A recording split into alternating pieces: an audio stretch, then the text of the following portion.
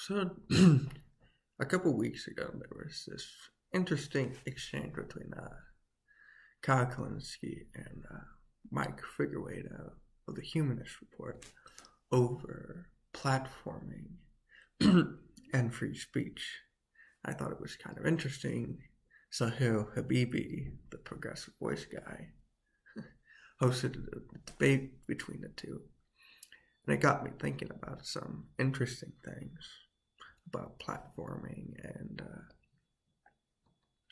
hosting certain voices and where that line in the sand of who you want to host is.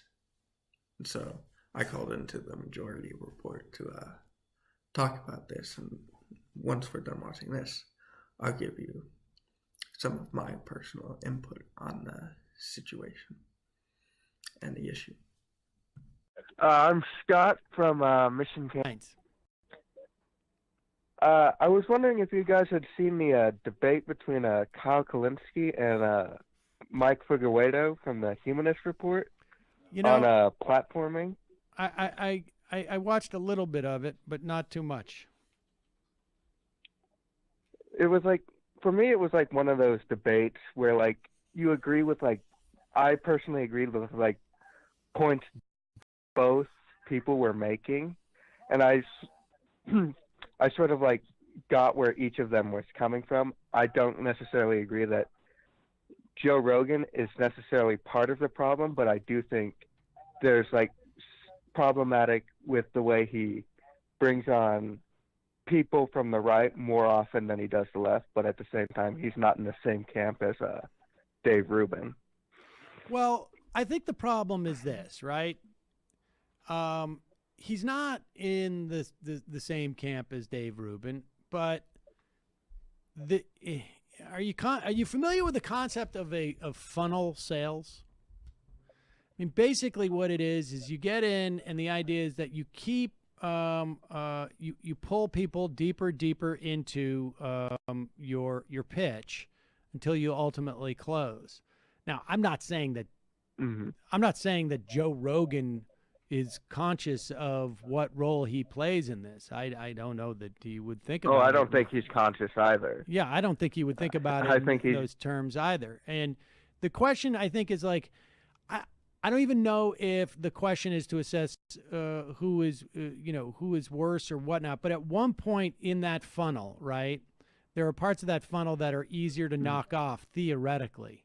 But I think it's just as problematic because, when Rubin comes on there, he is getting a certain amount of credibility. And unless, frankly, look, I was rude and certainly got angrier than I probably should have with Michael Tracy. With Michael Tracy? Yeah. But yeah, I heard that on Spotify. But I also was not going to let him come on and say that stuff in a way that anybody could interpret it, that I thought any of it was all right. He was smearing Marcy Wheeler. He was downplaying, and this is what really, really upset me, was downplaying not just the role of the press, but everything that happened in the run-up to the war in Iraq. And in my mind, one of the things that I find really grotesque about this period we're living in now is the Reformation project of folks like George W. Bush and people like Frum and people like Bill Kristol. And Bill Kristol. Yeah, and exactly. And so I have a real issue with that. And frankly, when people come and say this is just like weapons of mass destruction, except for without the deaths, that's like saying, this is like wine, except for without the alcohol and the grapes. Like, I'm sorry. Yeah. So I mean, the weapons of mass destruction to me is like a false equivalency. I mean, it was an investigation into the president. And, I saw people they were just trying to assess what they knew. And so when I hear people compare it to weapons of mass destruction. I'm like, not necessarily, because there's no like ultimate goal for like a war with Russia, at least not yet. Well, I think there are people who believe that that was what the ultimate goal is, but frankly, if someone was to think that the ultimate goal was a war with Russia and they're using weapons of mass destruction, very hard for them to make the case to me that there was hyperbole and that there was hyperbole in the selling of this investigation. I happen to believe that there was, and that it was hyped and exploited, for ratings and for other, and I'm sure there was a bunch of people who felt it'd be politically advantageous to them in a myriad of different ways. But very hard for me to accept the critique basically using the same excess. But I appreciate the call. And so, that's why I wasn't going to let this guy on without it being super, super clear where I stood on this. And so that, there was no one who likes this show who was going to walk away thinking that I thought his take on this was even appropriate. Like, I'm going to be talking to Greenwald on Friday, and Glenn is going to be making, I would imagine, some of the same cases in a much more nuanced and smarter way. And we're going to have, I think, what will be a civil discussion, argument in the most sort of benign sense of the word. And, people can assess on their merits. But I wasn't going to let somebody, try and, leverage me to smear Marcy Wheeler on Twitter. And I wasn't going to let him do that on my show. And if, you do that shit on Twitter and I invite you on my show, guess what? I'm doing it because I want to mess with you. I mean, I'm sorry. That's the way it works. So, I haven't watched Kyle and Mike yet, but I will. I'm interested in that debate. I think I might be more on Kyle's side, but I will check it out. About Will it Rogan? Oh, I don't know if it was about Rogan specifically. I think it. I thought it was. Oh, I don't know. You know what? I don't know. I didn't get that far into it. Okay. I don't know what was up with the way it came out recorded, but the point still remains. Looking back, there were a few moments where I was like, I repeated what Sam had said. Well, actually, I was thinking it at the same time. I was like, oh, Bill Kristol. And he says Bill Kristol. And then I say it. It's like, I'm somewhat embarrassed, but it's like, it happens. Another thing is, we did get carried away with the whole Russiagate thing because he's like, started talking about Tracy and like, how he had Tracy on, and then like, he drops me, and he's still talking about Tracy, and like, Michael's like, I want to watch that debate now. Also, I think, I don't know if Michael laughed at me or if he was laughing at something else. I just noticed that when I said, oh, I listened to that, I heard it on Spotify when I meant to say, listen, I am human and I can laugh at myself. Okay, bigger point. Is Joe Rogan part of the problem? As Sam mentioned, that rabbit hole. And I asserted I don't believe he deliberately is part of it or knowingly is part of this problem, but I do think I think Joe Rogan hosts a lot of the biggest names he can think of. So for right now, Ben Shapiro is all over it. There's a laundry list of Ben Shapiro.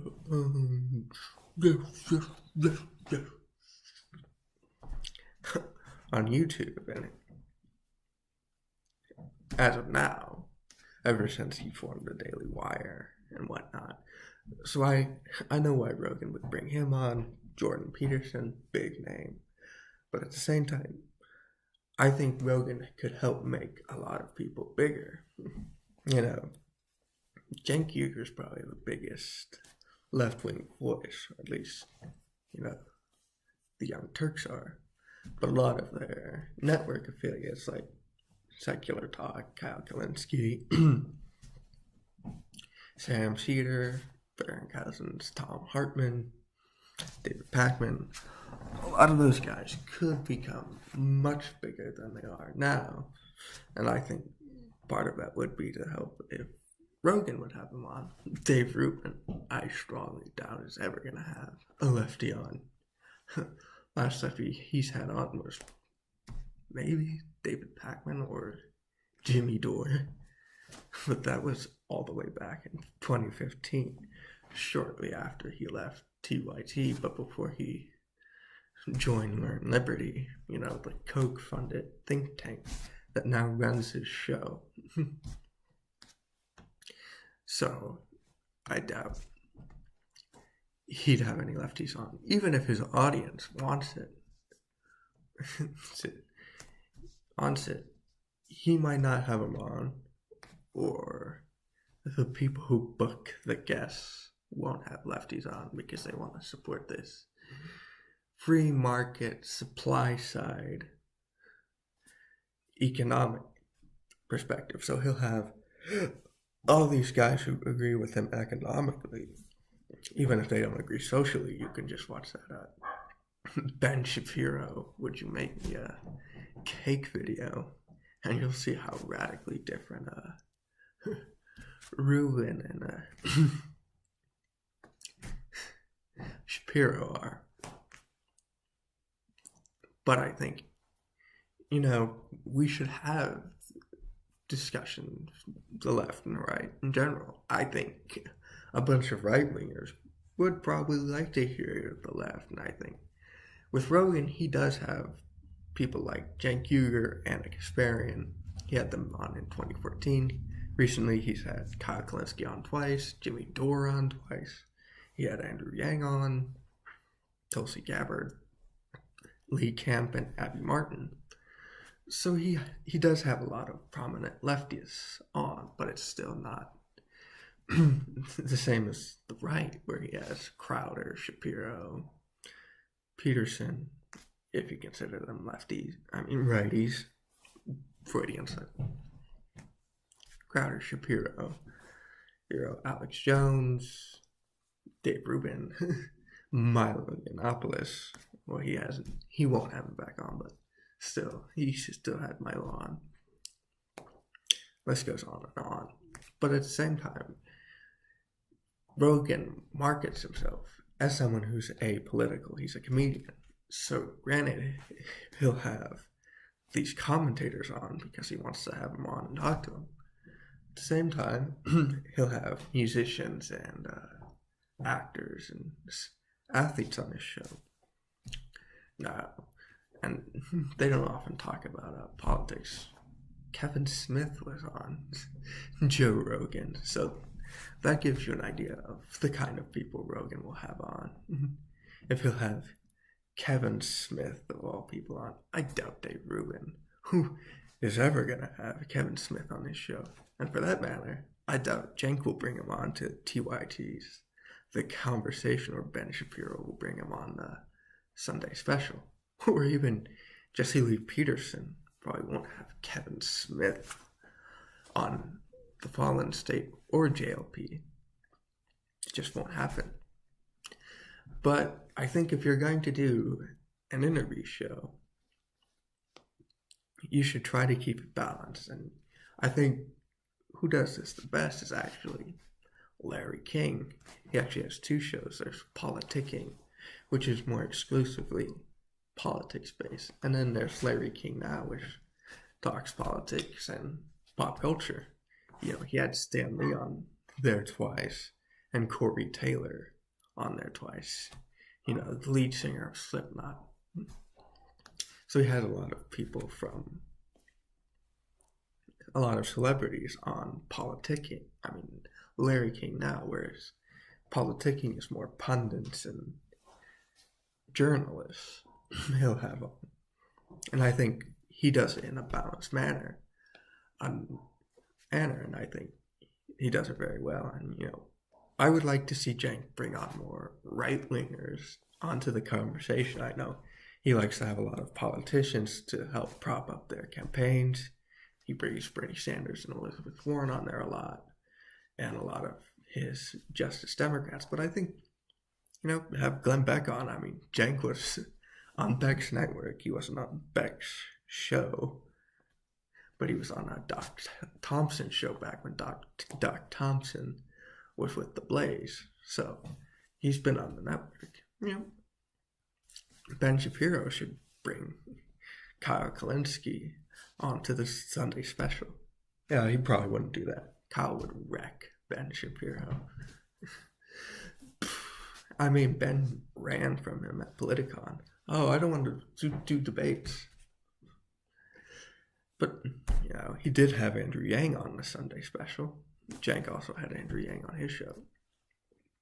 So, you know, I think we shouldn't hide from opposing views. We should allow these views to come in and collaborate and debate and exchange. Tom Hartman brings on Julio Rivera and Joe Messina on his show almost every week to debate an issue. And he'll also bring on libertarians. He brought on Jerome Corsi twice. The first time he brought him on was when Corsi was with InfoWars. And the second was after Corsi was indicted in the Mueller probe. Another issue I see, this is more with Rubin and Rogan specifically. And once again, Rubin is much worse. So pushing back on ideas. Joe Rogan will push back on some ideas. Just watch the Candace Owens thing. He pushed back on Candace Owens' denial of climate change, but at the same time, he's also given ideas validity. Like his recent interview with Alex Jones is like, so what's up with George Soros? And Alex Jones peddles all these conspiracies. Like, well, I don't know much about George Soros. So that gives whatever Alex Jones says weight and credibility, which it should not have. I mean, the whole George Soros Nazi collaborator thing has been debunked time and time again. But at the same time, Rubin is far worse. You know, Milo Yiannopoulos went on Rubin's show and said, the Jews run everything. No, they don't. And Rubin's like, well, I don't know what to say about that. Basically copped out and gave Milo's ideas validity. Another example, he recently had Brigitte Gabriel on, and she started peddling the Soros conspiracy theory. It's like, well, actually, some of that's actually true. No, it isn't. Now, I'm not saying you should be Bill O'Reilly and talk over your guests. Blah, blah, blah, blah, blah, blah. Wait a minute. Nothing. Do not act like Bill O'Reilly, but still, push back on ideas. And, you know, Larry King's very good at doing this civilly. He's like, why? Or, now please explain. So how do you know this? And he does it very well. And sometimes it's not even politically. Like in one of his debates with one of the times he brought Stan Lee on, you know, he's like, no, wait, were you thinking about giving up? I think was the question. It's like, and then Stan Lee answered it.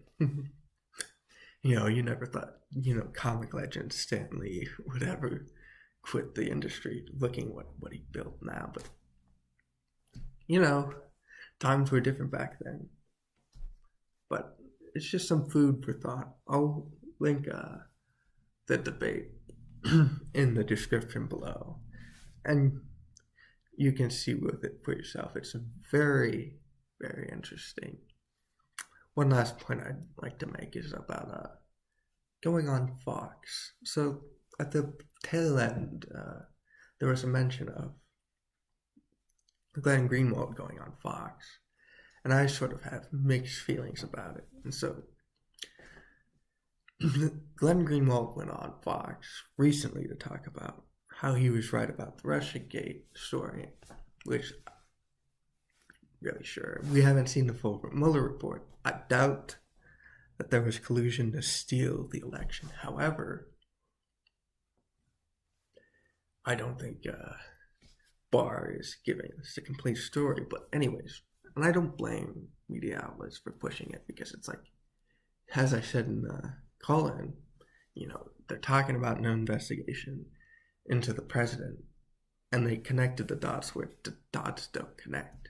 And so I'm not like, oh, they push fake news. You're no longer credible for pushing Russiagate. But, and so Sahil and Kyle got into it. It's like, well, he's right. So, I mean, he shouldn't, this should be like an agreement. And I was like, but Sahil was like, you go on there to bash the left and Democrats. You're adding validity to what Tucker says unintentionally. And I think it's a fair analysis. And I'm really torn because, and they both agree lefties should go on Fox, and Fox, I mean, MSNBC should bring on righties and whatnot. And MSNBC should bring on actual lefties, not centrists. Well, I mean, technically, center-right, and the left is actually the center. You know, the Overton window is shifted way to the right. Well, anyways, you know, I think in general, mainstream media should bring on voices of independent media. You know, Fox will bring on a lot of right-wing independent media figures. And Jen had a show at MSNBC for a year before MSNBC like, gave him the boot. But overall, I think, you know, the left and the right should ultimately communicate and give dialogue at any point needed. And I think Dave Rubin is awful at that. And I think Larry King is really good with that. Just let me know what you think, and like, comment, share, and subscribe.